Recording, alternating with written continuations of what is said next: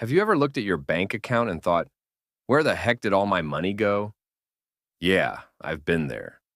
At one point, I couldn't even save $100, let alone $10,000.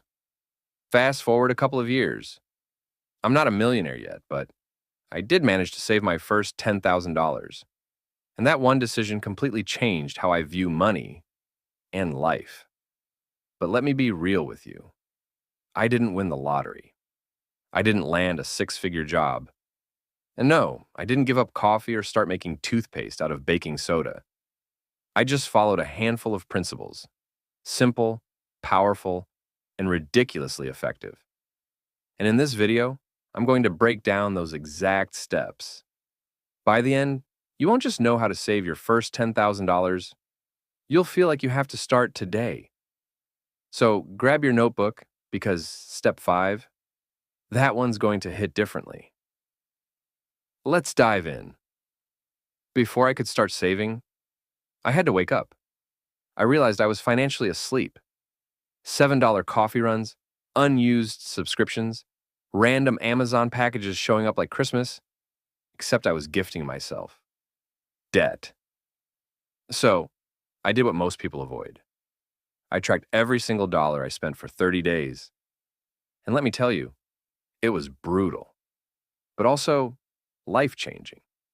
Because when you see the truth in front of you, you can't unsee it. I used a simple spreadsheet at first. Later, I moved to apps like Mint or YNAB, and suddenly, I knew where my money was going. If your money was a boat, would it float?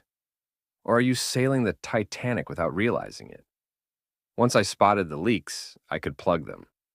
Spoiler: budgeting doesn't mean becoming a monk.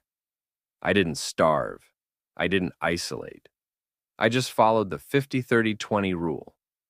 50% for needs, 30% for wants, and 20% for savings and investments. But here's the twist. I built flexibility into my budget. Because let's be honest, life doesn't care about your spreadsheet. Surprise expenses pop up. Plans change. And if your budget is too strict, it breaks. So I treated my budget like a GPS. Even when I took a wrong turn, it rerouted me. No guilt, just adjustments. And that structure, it gave me enough clarity to unlock the next level of saving. Here's where everything changed. I stopped waiting to see what was left to save. Instead, I saved first and spent what was left. Every time I got paid, I auto-transferred money to my savings account before I touched anything else. $100 here, $150 there. At first, it didn't seem like much, but over time, it added up. Fast. Would you trust someone who says, "I'll save what's left" at an all-you-can-eat buffet? Exactly. If you're not saving first, you're not really saving. Automate it. Make it boring. Let the results be exciting. Cutting expenses is great. But increasing income? That's a superpower. I realized there's a limit to how much you can save, but no limit to how much you can earn. So I took a skill I already had, writing, and found freelance gigs online. Sold unused stuff lying around, picked up weekend projects, nothing extreme. Just consistent, intentional effort. A few hundred extra dollars a month completely changed the game. If you're underpaid and overwhelmed, it's not your fault. But it is your responsibility to take the next step. The money I made gave me breathing room and set me up for the next move. Saving money used to feel boring until I gamified it. I created a digital savings tracker. Every milestone I hit felt like leveling up in a video game. $1,000 saved? Treat myself to a movie night. $5,000?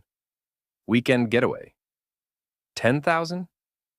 Full-blown emergency fund and investment capital.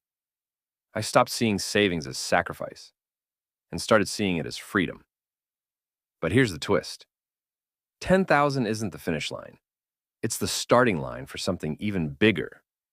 Saving my first $10,000 changed more than my bank balance. It changed me. I became someone who could delay gratification, someone who could think long term, someone who could finally say, I'm in control. And now that money is working for me, not sitting, not shrinking, working.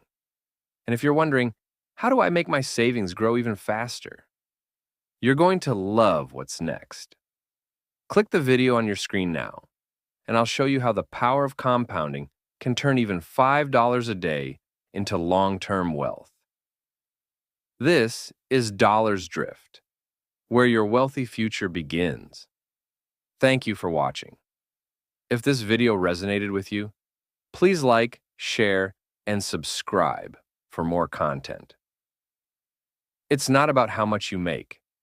It's about how well you manage what you keep.